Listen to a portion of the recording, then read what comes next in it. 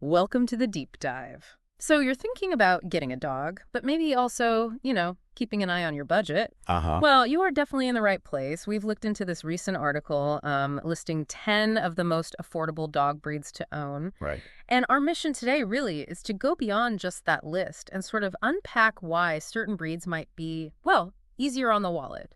We want to help you figure out if one might fit into your life. Exactly. Maybe you're picturing that perfect family pet, but, finances are a thing. Or perhaps you're just curious about the actual costs for different breeds. Yeah.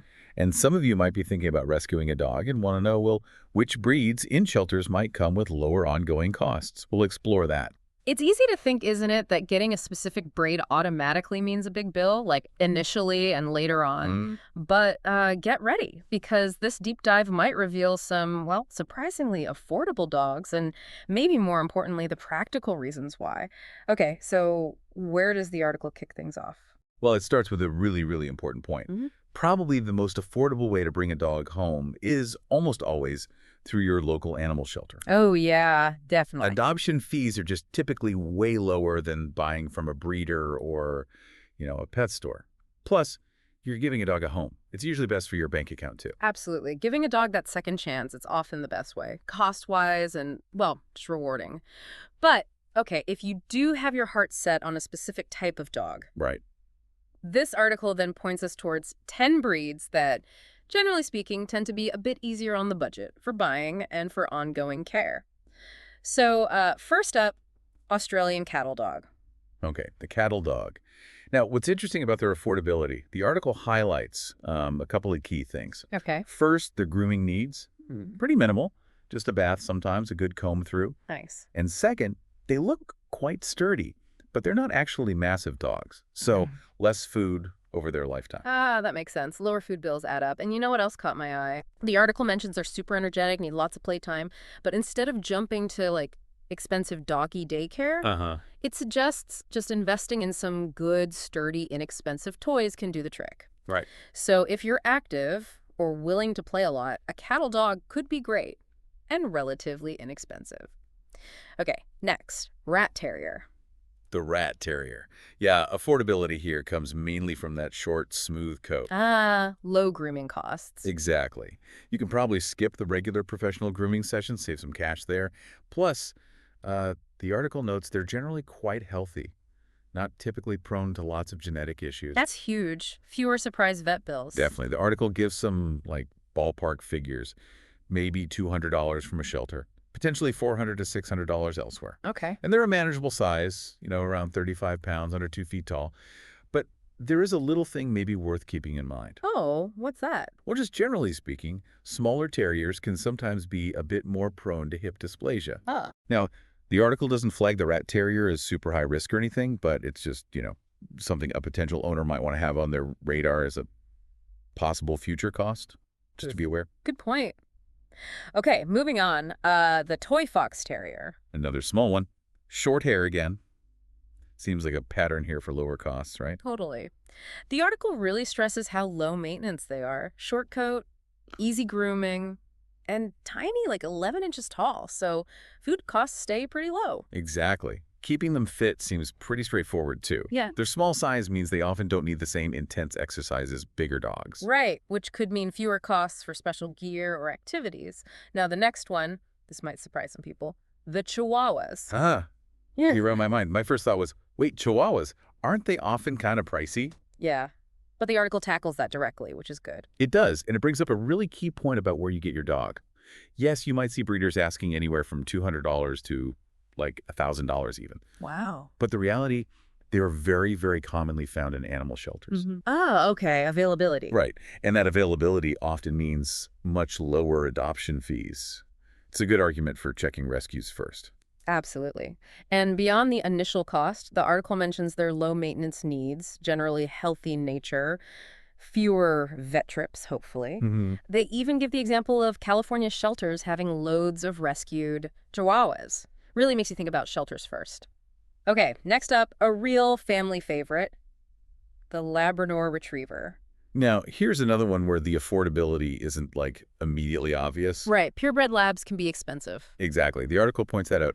A purebred from a good breeder, that's an investment. But the budget angle here is really about Labrador mixes you find in shelters. Okay, that's the key difference. Mixes. Yeah. And the article suggests that while purebreds might have, certain health predispositions, lab mixes often get that hybrid vigor, which can mean fewer specific health problems. So potentially lower vet bills over time. That makes sense. Plus, I mean, they're known for being great dogs, right? Yeah, Easygoing temperaments. totally.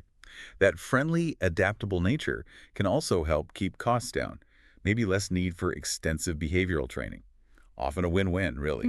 Companionship and budget friendlier. Okay, moving along. The beagle. Ah, beagles. Yeah, the article paints a nice picture here. Long companionship, 12, 15 years maybe. Yep, good lifespan. And without, breaking the bank, they're smaller, around 25 pounds. And the ongoing costs sound really reasonable. They do. It specifically mentions their short fur, low grooming, and estimates food costs around only $10 a month. Wow, $10 a month. That's pretty good. It really highlights how size and coat type impact those day-to-day costs, doesn't it? Long-term friend for not a huge ongoing expense. Definitely. Okay, next on the list, Uh, the dachshund. Cute, but sometimes a bit stubborn maybe. Huh? Maybe. But again, small size, short coat keeps food and grooming costs down. However, there's a really important health warning the article brings up. Okay. Yes, and this is crucial for anyone thinking about a dachshund.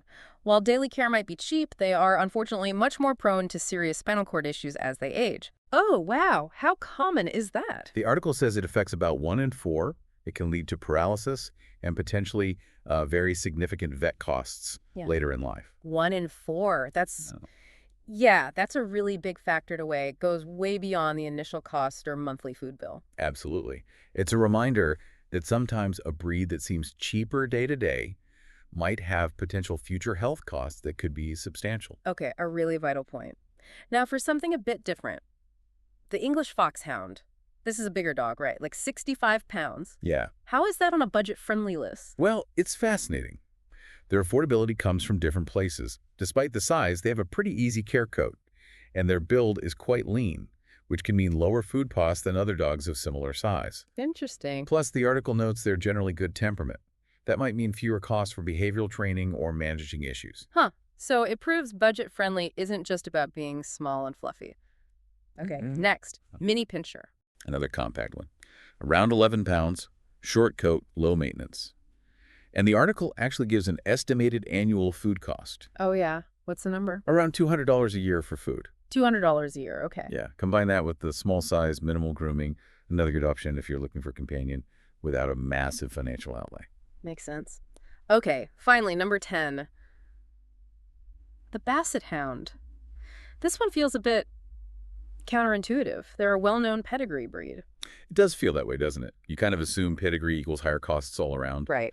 But the article makes a really interesting point about Bassets specifically. Which is? Well, while they might have that pedigree look, the article says once they're fully grown and eating normally, they actually don't need a ton of expensive gear or constant high-energy activities. They're relatively low maintenance in that sense.